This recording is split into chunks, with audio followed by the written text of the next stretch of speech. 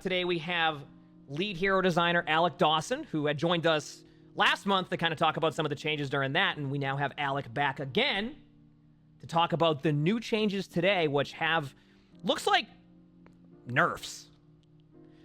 Yeah, there are definitely a few nerfs in here. You know, we talked about the Roadhog one before, and then some other minor ones as we head into Season 3. Awesome. Okay, so one of the biggest, discussions we've seen a lot of the time has been like one-shots, right? We've been seeing, how it feels getting one shot. We've seen it with a lot of heroes like Roadhog, Sojourn. So how is the feeling on one-shots right now currently? And then I think we can kind of go into the Roadhog changes right away after that, because obviously... We're going straight to Roadhog? Roadhog's going to be changed a little bit here on this, so... Yeah, so I think right now if we... how the team about one-shots and how we normally think about one-shots is we like to look at it sort of holistic. Not so much just on that moment in time when the one-shot occurs, but rather, what was the risk of getting that? Is there counterplay available? Things of that nature. Also, what role is this occurring in? I think with HOG definitely being a tank there, that comes into play of, took a lot of the one-shots out of tank. That's something we don't necessarily want them to have. An example we've been talking about recently is Widow. You jump Widow and maybe that 200 health is too high for actually being able to have enough counterplay and kill her there when you actually do a lot of work to get into that situation, right? And then other things such as some of the random ones, I think sometimes that may surprise you. Not necessarily a one-shot, but the drunk rat projectiles that roll across the floor, something that may hit you, or the Hanzo air from afar. Those are some of the things we're still considering and thinking about as well.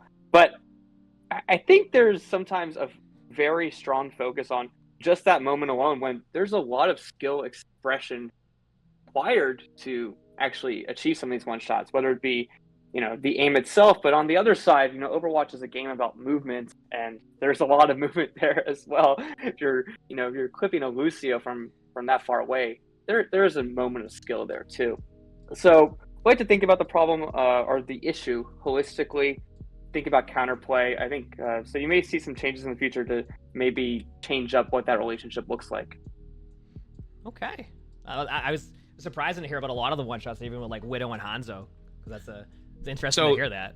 Yeah, so just to clarify, do you consider something like the Junkrat left click and then mine combo as a one-shot? Because it's like, it is two things at the same time, but you basically like explode, Yeah, it's more just like this burst damage and where that comes from, right? Not necessarily a one-shot, but it is like the moment itself is pretty close, right? Mm-hmm. So we think about like what is that maximum damage we want there, and also just some of the frustration from when those things happen from far away.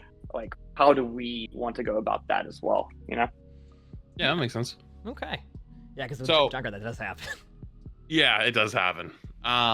Looking at these HOG changes, I've just only seen on paper. This seems so, kind of similar to like old Roadhog. Also, yeah.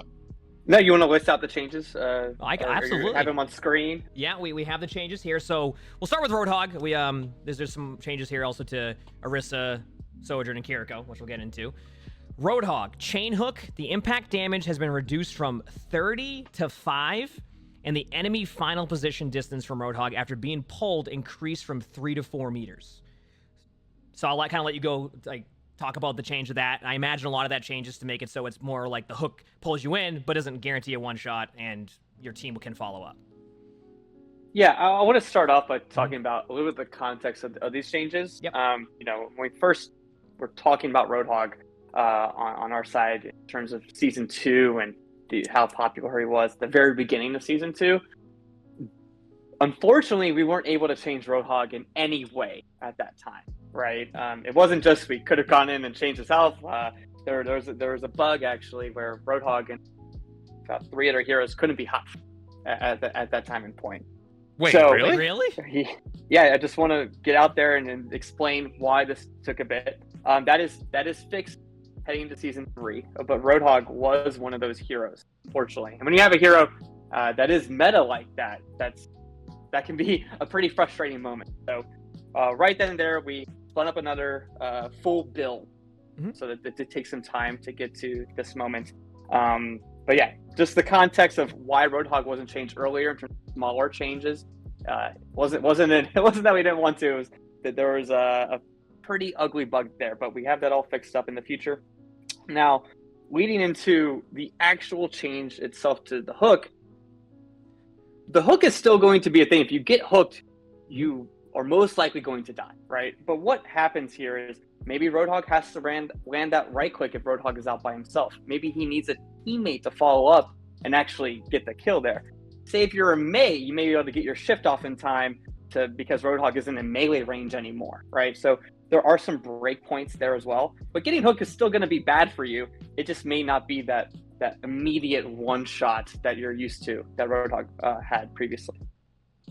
Okay, that makes a lot of sense, and I think that will be a little bit better of an experience of playing against HOG. And then just to touch on that too, and then in the future, there's like ideas of like the rework for HOG. I remember we talked about it initially, where like HOG would eventually, oh hi Sully, HOG would eventually be like possibly have like a soft rework in the future too.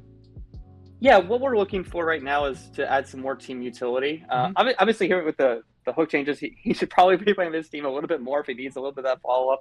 Yeah, but we also want to just make sure that HOG feels like a 5v5 and supporting his team in different ways, you know. So looking at some visibilities and how we can add some of that utility, that may take some time, but it's something we're actively looking at right now. You know, this reminds me a lot of like Roadhog. Back like it was like a lot of like I don't know if it was like season 10, like that like whole span where he was no longer had the one shot, but he could shoot faster. Is this like very similar to that? I'm not sure about the recovery time, if it's like quite the same or maybe a little bit slower.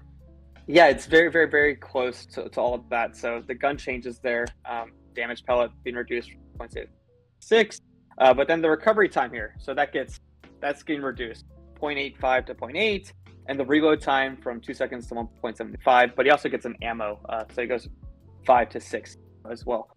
So can shoot a little bit faster. Guns a little bit more important.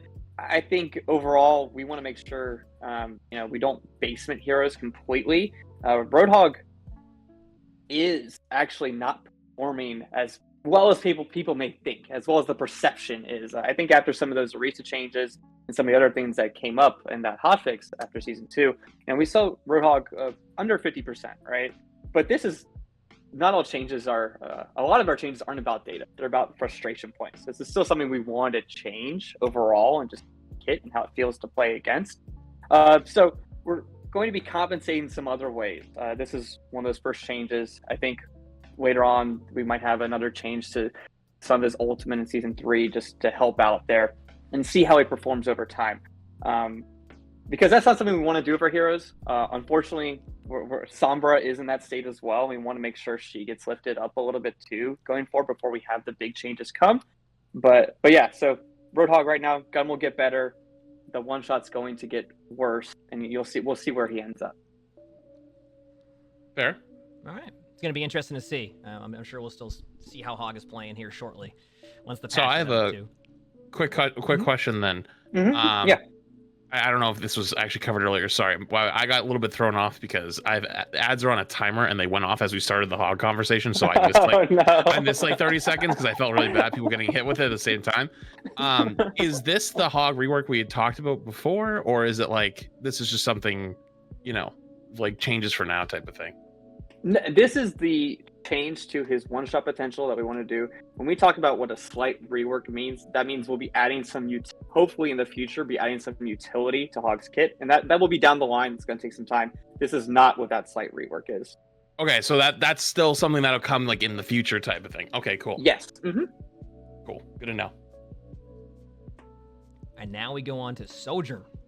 You want to go back to Orisa first, really fast? Orisa, we can go to Orisa. Glanced over it. I mean, yeah, really I was going to go to HOG right away. Yeah. So Orisa's Fortify got the health bonus reduced from 125 to 75. How do you think that will play into Orisa, like, in the game now? Because there's still going to be the damage reduction. Obviously, the health bonus reduced by 50 is, it's good, but, like, do you think Orisa will still be a very strong hero with that? Yeah, she'll still be quite strong. We think there may be some change as well. I think one thing we talk about a lot is while Orisa's identity, her kit is this sort of, she's cycling through her cooldowns and everything of that nature. The window of opportunity to really punish her may not be enough. But with the fortify change here, what we're really trying to hit on is sometimes she just walks into your backline and has no care for how much damage she may be taking. So hopefully in some of those moments, whether bad she kind of just walks through there, or when she's popping her ult, she's a bit more vulnerable and needs to be more cautious about what those situations are. Okay, we'll have to see. We'll have to see how that goes too with Orisa, especially because I'm very curious. I think she's still going to be pretty strong, but I'm willing to see it out. Yep. I think it should be something pretty good. Sojourn time. Yeah, I think it's Sojourn time. All right, so I'll read off the patch notes here, and then kind of go into the deep discussion about this change, and kind of go from there. So railgun, which railgun has obviously been one of the biggest issues with Sojourn. We see it a lot. We see a lot of. It's just been a big problem, right? So energy gain is no longer based on damage done by primary fire. Each primary fire hit against an enemy player now grants 5 energy. And the primary fire damage per projectile reduced from 10 to 9. So we'll start the energy gain there. So this is sort of to simplify a little bit, but really smooth it out in terms of how quickly is she building her energy. Obviously with damage boost and Discord Orb, those won't be affecting that anymore. Also headshots. If you are like top end Sojourn player, a lot of times you're getting energy from headshots. So how quickly she's building that charge is going to change. There is an incidental effect of this where if you're hitting an armor target, it will give you 5. So sometimes that is going to be a bit more in those moments. But we think this is like a simplification of how she's gaining energy. It makes it a lot easier to understand and takes away some of the synergy she has, say with Mercy, with Zen, and other situations. Okay. And just so I can, just from the numbers, is it like usually 10 damage to a headshot and then like 13 if damage boosted or something like that? So this means it's only going to be 5 regardless of the situation in comparison to like what it was before at like 10 if you like hit the shot initially like as a headshot. Yeah, it's only going to be 5 regardless of the situation now. Okay. That's what I was wondering on that one. So basically that part is obviously going to be a difference because you're not just sitting there farming the headshots, especially on tanks to get the energy, but you can still probably build it up somewhat quickly, especially if you're going against like an armored target who it was a little bit different before. Okay. And then just, the primary fire damage going down from 10 to 9, what we're really going for there, obviously that can be quite strong, but it also whittles away your target because you're not always doing this where you're building up full charge and you get the one shot. Like that's obviously something that people like to focus on because it is a frustrating moment. And it is something that can happen. But a lot of times as Sojourn's right in you, she's using her left click. She gets it just enough charge, uses the right click where you're at that state. So you won't, reducing the damage here is going to allow you to have a little bit more health in those moments as well. Okay. Yeah, go ahead. I have a question just from like our previous conversation, right? About like the one shot stuff. Obviously Sojourn with like damage boost isn't like one shot now, but it's like it's close where it like still feels like one. Is that also something that's in the conversation of like frustrating one shots to deal with? Like, we talked about like Widow, Hanzo, Junkrat, stuff like that. For sure. We talk about Sojourn quite a lot. I think, one of the things that we've seen over time is these incremental changes, while she has gone down a little bit over time with each step, that may not have felt as good. I actually wish we come in had maybe some bigger changes at certain times. But instead of, 3 to 4 patches now, where we talk about Sojourn, she goes down a little bit each time. But what is that next step take? We hear all the feedback on what her railgun is, but it's also something that we feel like is very important to her identity, right? So we're trying to see how we can look at some other parts of her kit that are actually just quite good and maybe too strong, especially when we gave that compensatory buff to the primary fire damage here. So to see how can we retain some of that identity, not make that frequency of those one shots happen as much with the energy thing here, and reduce some of her synergy with some of those damage boosts, such as Zen, such as G. Yeah, that makes sense. We can go to Kiriko. Oh god, damage boost. We can go to Kiriko next here. And just to actually go to Sojourn for a second too, I'm very interested to see how that plays out. I'm just to make sure too, like, does that mean it's do you get 5 energy from shields too, or is that reduced even more past that? I believe that should still just be 5. Okay, so 5. Yeah. Okay, so yeah, it'll just basically be 5 no matter what. All right. Yeah. I mean, that'll be very interesting to see. I'm very curious to see how often the one shot's happening, on top of like the initial change of like the only 4 seconds now. So we'll see. I'm very curious to see that. And then we go on to Kiriko, which, oh yeah, really, Sully? The Heal no Fuda recovery time increased from 0.85 to 1 second. So this is a thing where we are looking at Kiriko. She hasn't performing actually as well as expected, as you may think with the perception of her. But at the same time, there's still something with her sort of gameplay that we're not as happy with as we'd like. And I think that's when she plays this heal bot sort of role, right? You're just holding left click, you're not using kunai, and we'd like to encourage that a bit more. And actually, so when we were talking about healing a Fudo, like, oh, do we want to reduce the healing output? Well, that actually can get you in a place where she feels like she needs to heal even more. But now, if we think about her overall efficiency, what should she be doing by increasing this recovery time? It's, getting kunai in there, right? It's slipping 1 to 2 kunai in between your healing to make sure you're actually getting the most output out of Kiriko as possible, right? So that's the reason for this change. Kind of like think, BAP, like how BAP has like the left click, right click, left click. Yeah. Exactly. So you're going to want to do that a bit more to make sure you're getting like as much out of her as possible, right? And you'll see that change. It might feel a little different at first in terms of her fluidity, but give it some time, get a few games, and then it just start to feel a little natural. I'm not really a really great support player. I think I demonstrated that in the last hour, but I'm interested to see, because I know I'm like BAP is very, very important to be able to cycle your damage and your healing. And Kiriko definitely felt like her ults being the strongest part of her kit. Like you basically just played for ult most of the time. So like just kind of heal botting was like a really good play. I'm interested to see how that one, see how support players react to that. Overall, with Kiriko too, and I'm curious in this, is there still like, are you still kind of looking at Suzu as like a possibility of like adjusting stuff around that or changing stuff, or is there anything with that going with Kiriko? You're gonna kind of see how this goes first and then kind of go from there. Yeah, we're gonna see how this goes first. I think it's important.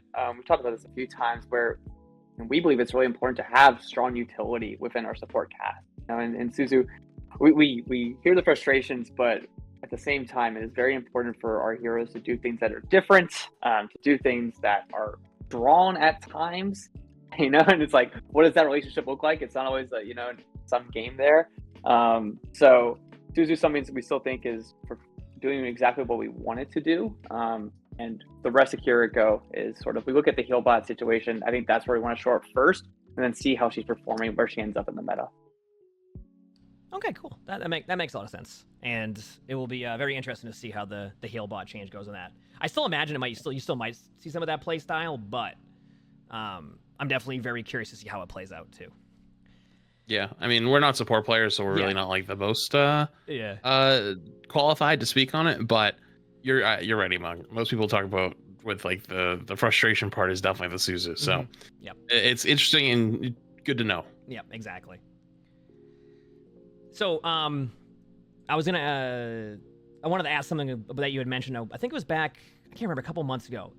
Are we getting closer and closer to the Brig change to, I think it was the ultimate? Yeah, so we are getting closer. Unfortunately, it's not going to be season 3. Okay. It is something that actually takes a lot of VFX work and a lot of art, and change the way that we wanted to change it in particular. So it's looking good for season 4 right now. That's where we're headed with that. But it's one of those things where we also want to make sure we're communicating as early as possible and talking about the things that we're thinking about in the team. Such as like, hey, we're working on Summer right now. But I think sometimes when we talk about those things really early, we can get in situations like, hey, this is supposed to be done next season. Well, it's like, these things do take some time, especially when they have art considerations, especially when we're doing new abilities that take more than just data changes, right? So looking good. Hopefully for season 4, we'll see that big change. Okay, I was just wondering on that one. Yeah, I remember the Brig stuff. The Brig stuff was I'm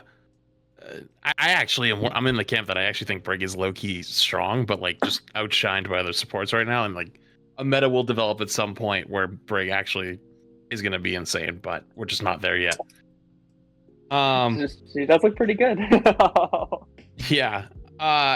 Is there any other things that are like really like kind of, you know, on the forefront of the team's mind? I mean, to be honest, like, yeah, because everyone's already in a frenzy. For a while, people were talking about like mercy damage boosts with Sojourn and stuff like that. Does stuff like that ever come up with you guys? Yeah, it definitely comes up. You know, we definitely talk about. You know, we see issues or at least conversations that are popping up within the community. We talk about them internally all the time. You know, we knew going into Overwatch 2 that the Guardian Angel changes were going to be actually a power boost in some way, but at the same time, we like to think about those things holistically, where it's not just, hey, people are talking about blue beam, let's just talk about blue beam. What's going on there? Do players feel like they can challenge mercy efficiently? You know, are they able to actually kill mercy? Like all these other sort of things. Does mercy's healing actually have enough interesting layers? You know, so we talk about everything about the hero, not just necessarily that single frustration. And sometimes the right change is, yes, that frustration point is the thing that needs to get changed. Sometimes it's actually there's not enough risk bait, right? Or there's not enough counterplay from the other side. So we want to make sure we look at all angles of a hero and how they're playing and how it feels to play again. That's fair. All right. So what were you gonna say, Flats? Go ahead. No, I was gonna ask about season 3 stuff, but you go ahead. That's exactly what I was gonna go with. I was gonna say, because we have season 3 in what, like exactly 2 weeks, right? Yeah. Are there any like fun changes or like teases you can talk about going into season 3, whether it's balance or things that are gonna be added or anything like that? Yeah, there's a few things that we've been looking at sort of broadly within the game. I think one of those changes, and this doesn't affect role queue in particular, but tanks outside of role, right? Hey, you're playing arcade mode or you're playing open queue. You know, what is that experience like? We wanted to give it a little time to see, you know, how that was actually affecting those things. But we're going to be lowering tank health overall in those modes. So in role queue, tanks still have that bonus health, but outside of it, they won't, right? So we'll see how that affects open queue, see how that affects some of the arcade modes. Where, you know, Roadhog can be quite a menace. I think at times you're like, we're playing deathmatch and someone's the Roadhog. I think people tend to get a little upset about that for sure. So that's one of those changes. But then also broadly looking at ultimates and frequency of them, we're taking a look earlier of, hey, which heroes are actually casting their ult too much, or which heroes are casting their ult too little. So we got back a good data set there. We're able to take a look at that. So it can be across the board, a lot of small changes to that, and then a minor change to the ultimate charge retainment. You know, when you swap heroes, right? How much do you get? So there's going to be a minor change there as well. Wait, can I follow up on that then? Yeah, of course. So you mean like the global 30%, you know, swap for all heroes? If you change heroes and you're above 30%, you get to keep it. Yeah, I mean, it's good to know that there's changes coming, but myself and I think many others feel like with the tank role, it feels very counter swapping likewise. It feels like, you know, let's say you win the first fight and Winston, you get 40% ult charge. The other team loses the fight on Zarya, they get 30% ult charge. They just swap a hog. They roll you in the next fight because the counter swap, and then you have like 75% ult charge on Winston, and they have like, I don't know, like 75% charge on Roadhog, and it's like, do you stay and keep your ults, or do you swap and you know, counter swap them back? Does the team like the counter swapping thing that's happening with like tanks, or is it just mostly high level problem, or is it, you know, like where is that at?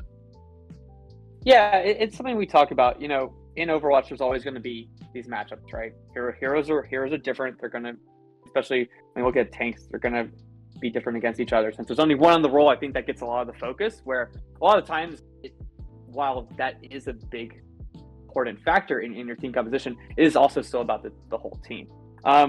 So let's talk about retaining that ultimate charge, I think whenever we introduce something that reduces friction into a system, it's important to take a look at it and look at the effects of it long term if it was actually smoothing out too much. So I think we're going to step back just slightly there because we do believe we smoothed it out a little bit too much, but we still think it is one of the important things within Overwatch where you have that ability to see what your team composition is, decide if you want to make a change to better affect the outcome of a fight. When it comes to tanks specifically, we understand that can be sometimes a frustrating experience of that rock, paper, scissors. We're going to definitely keep an eye on that and how is that matchup being affected, and hopefully get to a point where that isn't as stressed within the tank matchups within the tank meta.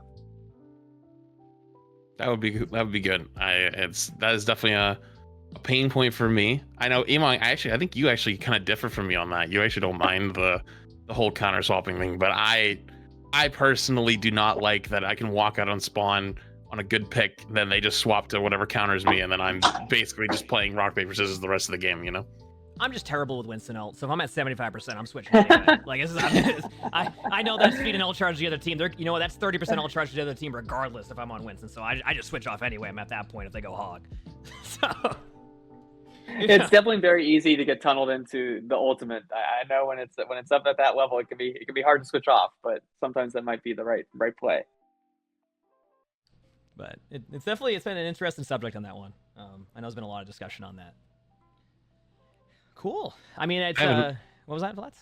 I only have one more thing, but if you have anything else first. Oh, yeah, okay. Well, do you want me to ask for you because we know where he's going with this one?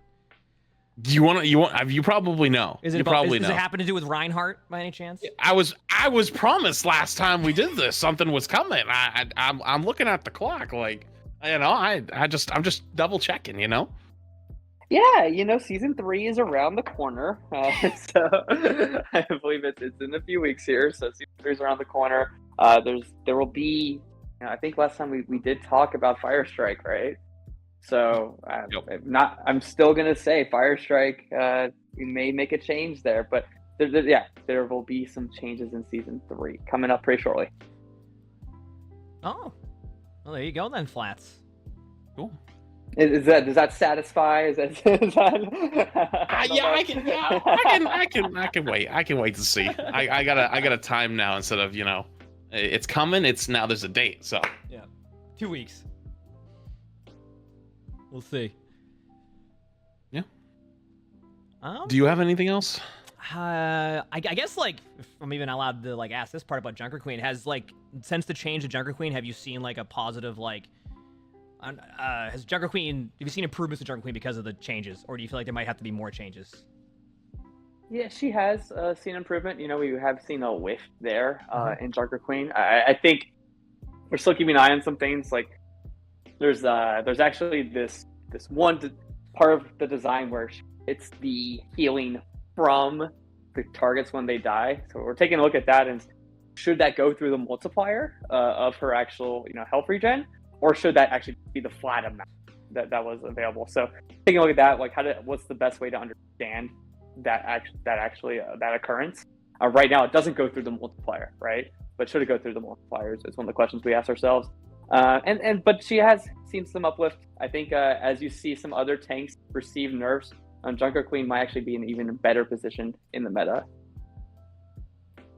I actually kind of agree with that. I actually think that if HOG and Orisa get tuned down, which I actually think Orisa is probably still going to be a little too strong. We'll see. Yep. I'm open to seeing it. I think Junker Queen actually will be pretty decent. I think I'm willing to see it. I was really curious on that because I've been enjoying playing Junker Queen, but I obviously know it's really hard to see when HOG and Orisa are running around right now, which is obviously changing in 30 minutes for the most part. Actually, I do have one more if you're okay with this one too.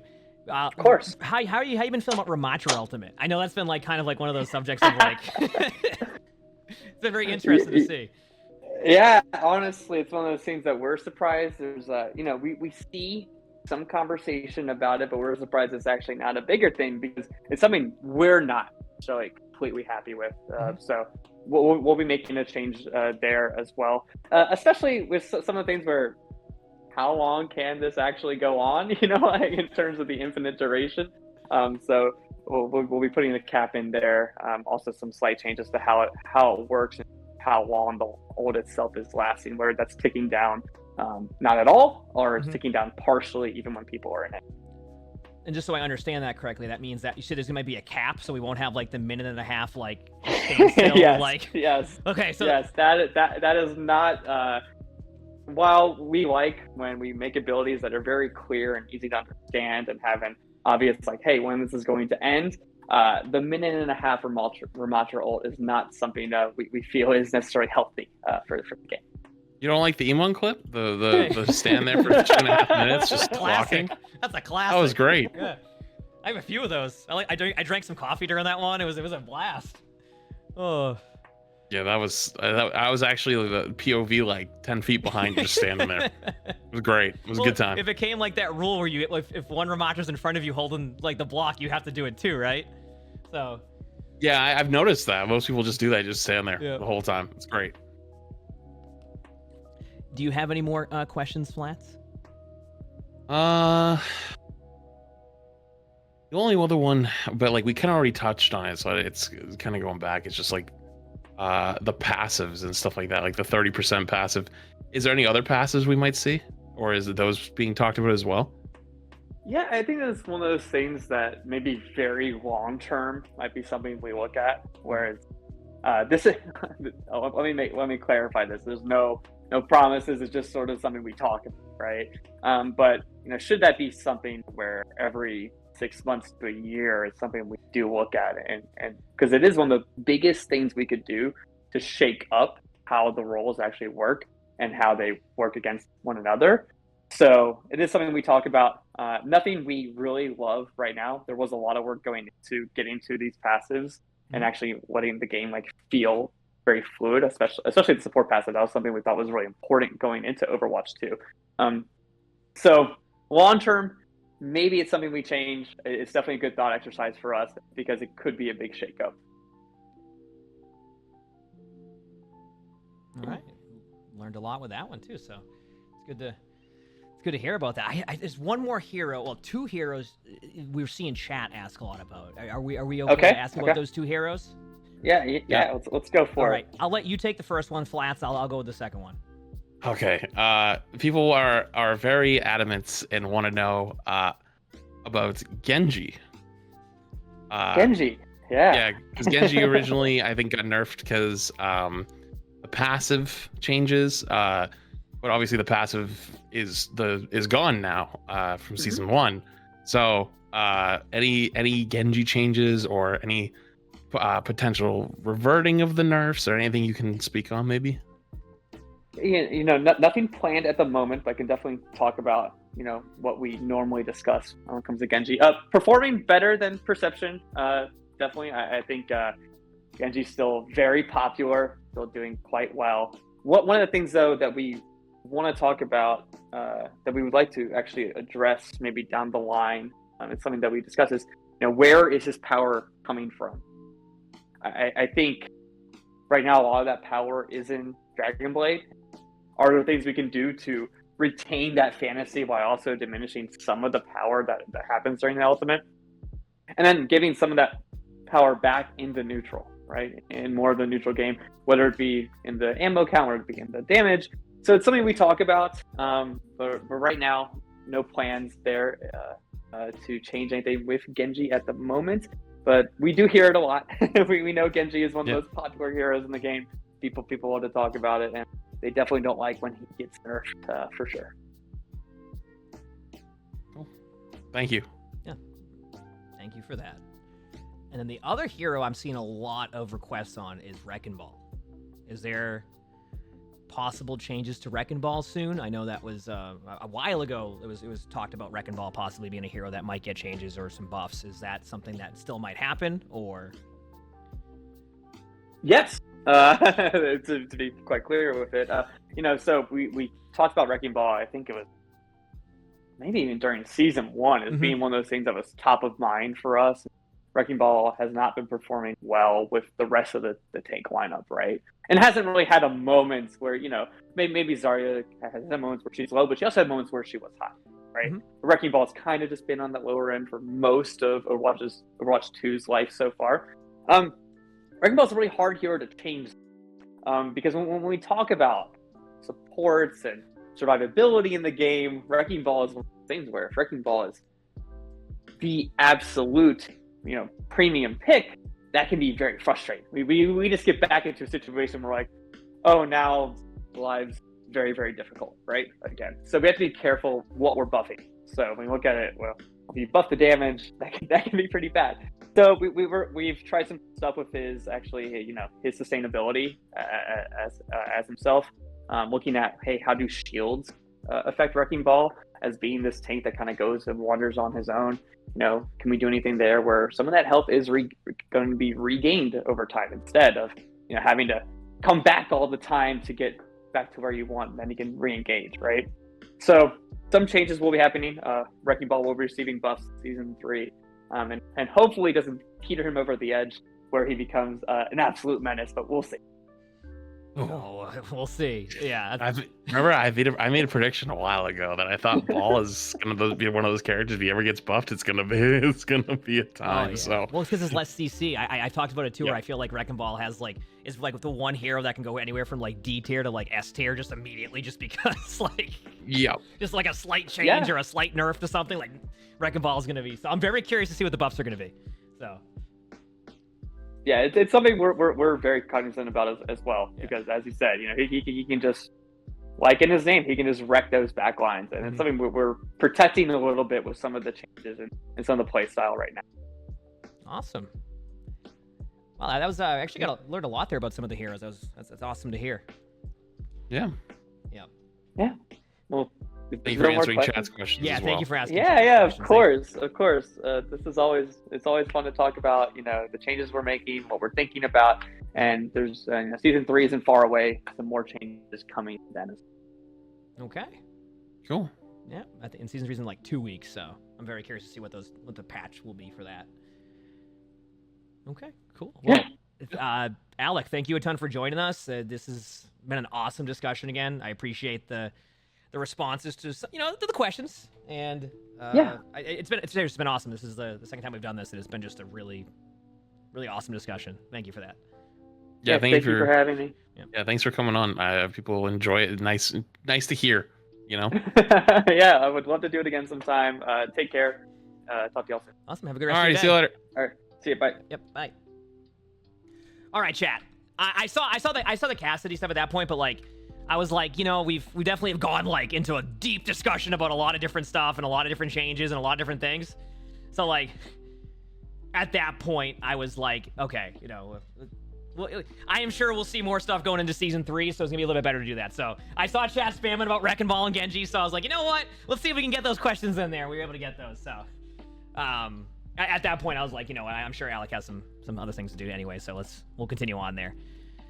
Sombra has been talked about already. I think Sombra's going to be more of a rework into season 4. That's something I've heard already to begin with. I'm going to catch up on thanking some subs here for a second, chat, just because I had the alerts off. Patch is going to be out in like 20 minutes, chat, okay? Yeah, there's a lot of stuff we can talk about there too, chat, but, we found some information out. We learned a few things. I enjoyed the discussion. I will talk a little bit about my thoughts on the patch too on top of that, because obviously it was going a lot more in the discussion about the heroes themselves. So I wanted to talk a little bit about the patch. So, yeah.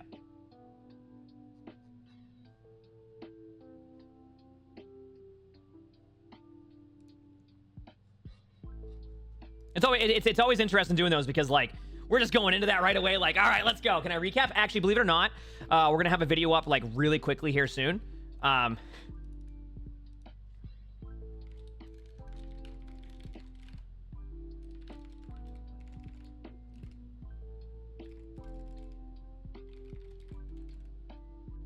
I'm gonna go here and talk about the patch notes very quickly, chat, if you're cool with that.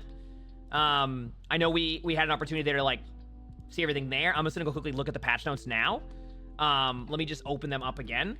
I think I have the link right here, because I didn't really get to discuss the details on them too quickly, but I would like to kind of go have a discussion about the patch notes in general, because I feel like we didn't have an opportunity to really, like, it was more about like finding the reason behind it. So I'm gonna go give my take on that very quickly, and then we'll kind of go into like, I mean, the patch is in 10 minutes anyway, so we might as well just wait till the patch is out. That sound good? All right, let me go to, where's my react one? There it is. So, Fortify, the health bonus reduced from 125 to 75. It's a good change. My opinion, I think Orisa's still going to be strong. We're actually kind of seeing Ramattra become a bit more meta now, so I wouldn't doubt it if people just start not to play Orisa anyway, and we see more of the Ramattra Lucio meta. But overall, like the health bonus being reduced from 125 to 75, yeah, it's going to make it easier. It's going to be easier to be able to get Orisa or kill Orisa there, but like, I still think Orisa will be strong because damage reduction alone is such a strong ability, like just damage reduction. So when you use the Orisa, like gold, or then you go into an ultimate, you're gonna have so much damage reduction there. You know what I'm saying, chat? So, give me so much. Okay, chain hook impact damage reduced from 30 to 5, and the enemy final position distance from Roadhog after being pulled increased from 3 to 4 meters. This basically means that it's gonna be really difficult to one-shot. We'll talk about the damage here in a second too. It's just like your impact damage does not give you the one-shot ability, and nor does like when they're, think about this, 4 meters is like the pull to you. So if they're 3 meters away, it's easier to get all those shots, right? I mean, obviously like HOG is going to be nerfed. We've known HOG is going to be nerfed for a while now. This is pretty much exactly what they said. They're getting rid of the one-shot. The one-shot's done. Scrap gun, damage per bolt, per pellet, reduced to 6, less damage. Recovery time reduced just to help a little bit more with, you know, to get left click. Reload time to compensate for like the less of a one-shot and more ammo. I remember this was actually very similar to what they changed to HOG a long time ago. Basically what they want to do is they just want to get rid of the one-shot, allow HOG to have a little bit of like the ability to brawl a little bit. I don't think HOG will be too good after this. I mean, I think good HOG players will still play HOG well, right? Like I still think they'll play well. But, like, it doesn't mean HOG's gonna be dominant. Like, I don't think HOG's gonna be dominating ladder as HOG is right now. HOG is definitely nerfed. HOG is definitely nerfed.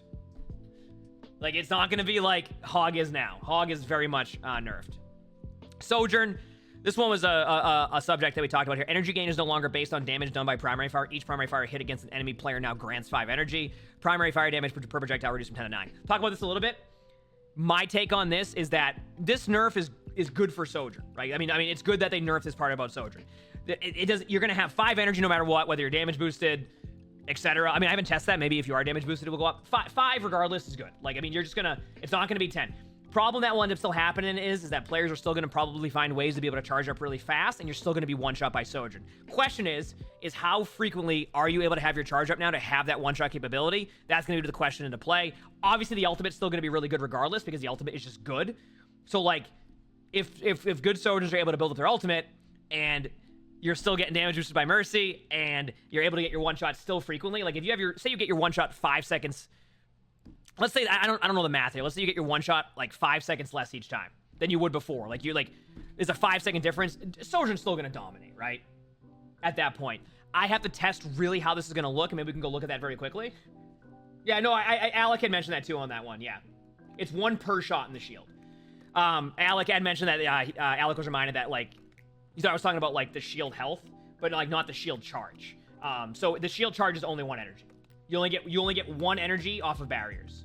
So and then the damage here. So like I think that the biggest thing we're gonna see here with Sojourn in general is, does Sojourn have one shot up a lot still? If that's the case, Sojourn will still be strong. I don't know the exact math on this. Obviously, if it's 5 no matter what, I'm very curious to see. I still think Sojourn's going to be good, right?